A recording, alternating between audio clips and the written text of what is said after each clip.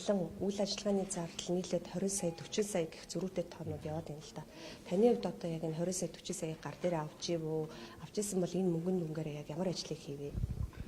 За их хурлын гишүүд нэг түрүүн баасан дөрж ярга тайлбар өгч байгаа шүү нэг хөдөө орон нутгаас сонгогдсон, тойргоос сонгогдсон.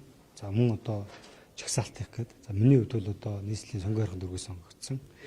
За ажлын алба байгаа. За тойргоос сонгогдсон их хурлын гишүүд бол зөвлөх, туслах, биелүүлэгч гэсэн ингээд ажлын алба гэдэг. Гişүү миний би өөрөө ороод ингээд 4 өдрийн бүрэлдэхүүнтэй. За энэ цалин төсөв нь их хурлын намын газар дээр тавигдчихж байгаа. За их хурлын гишүүд хувь санаачлах, ажлын хэсгүүд байгуулах, за мөн тойрогтой ажиллах зардлууд гэж тодорхой хэмжээний зардлууд гардаг. За энийг бол одоо яг тэр гэрээ байгуулсан байгууллагатайгаа болон одоо яг дүрм журмын дагуу гүйцэтгэлээ таман газар өгөөд тодорхой хэмжээний зардлуудыг авч. Тэрнээс нэг одоо 20 сая, 40 сая, 60 саяар нь авдаг гэсэн ойлголт төрсөн байхгүй. Таны хувьд одоо сонгогдсноос хойш тойрог дээр хичнээн удаа очиж ажилласан бэ?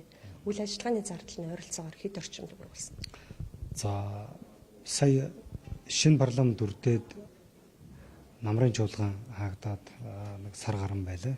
За энэ үед л одоо сонгоорхон дүрэг дээрээ жижиг одоо уулзалтуудыг хишигдэлсэн бүлгүүдийн уулзалтуудыг хийсэн байгаа. Үүнд одоо үйл ажиллагааны зардал нь хэд орчим? Үйл ажиллагааны зардал гайгүй штэ. Хотоо сонгоцсон гишүүд харьцангуй гайгүй.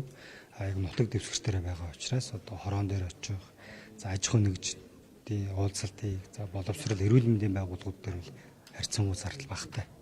Гайгүй.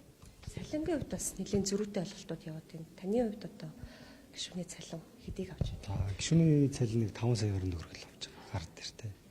За туслах зөвлөхүүд бас тодорхой хэмжээний зөрүүтэй. За туслах нэг 2 сая 500-аас 800. За зөвлөхүүд нэг 3 сая орчим байна уу? 3 сая гаруй ийм зардал талбартай.